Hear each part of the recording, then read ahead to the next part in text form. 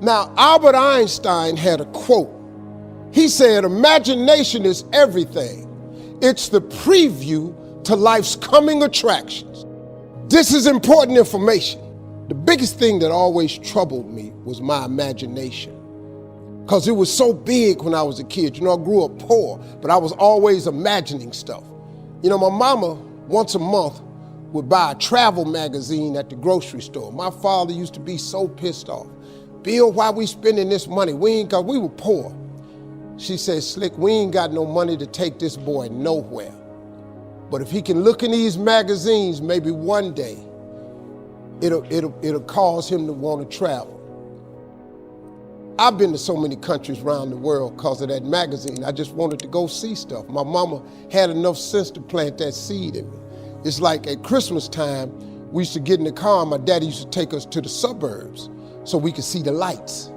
And you know, we just drove around the lights, and I was amazed at the suburbs because I would see these big houses with horseshoe driveways where you drove in and came out the other side. So I told my daddy one time we was riding, I said, Daddy, why don't we get one of them houses?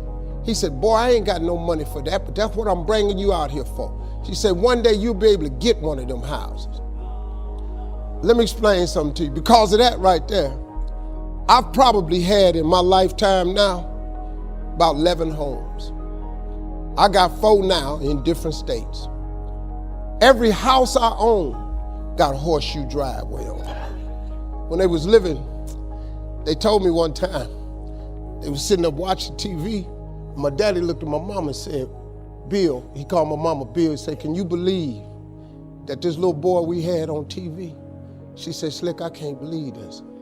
I used to send my daddy $5,000 a week. You know, when I first got on TV, I was making $55,000 a week, so I sent my mom and them $5,000 a week. When I got into Kings of Comedy, my father was still living.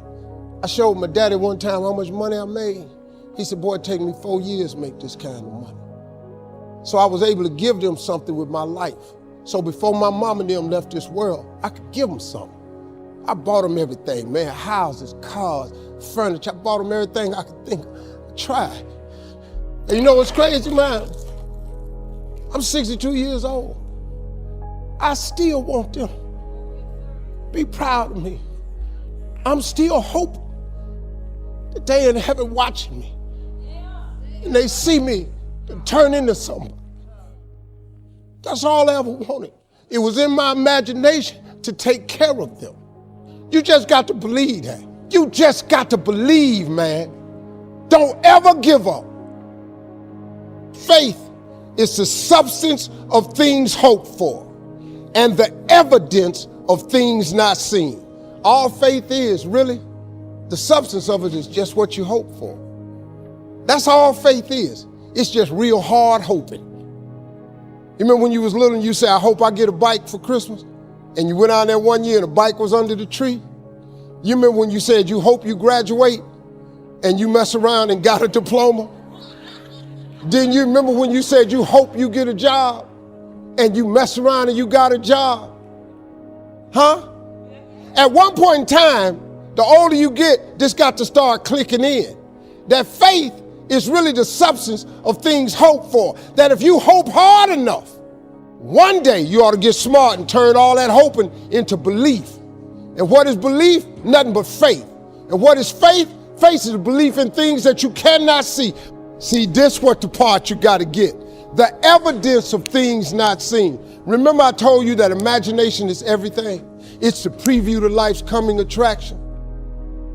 Man, do you know, now let me tell you the problem with your imagination. Problem with your imagination is you tell it to the wrong people. If you want to kill a big dream, tell it to a small-minded person. You went and you shared it with your family and friends. You know what they did? They shot it down. You know why they shot it down?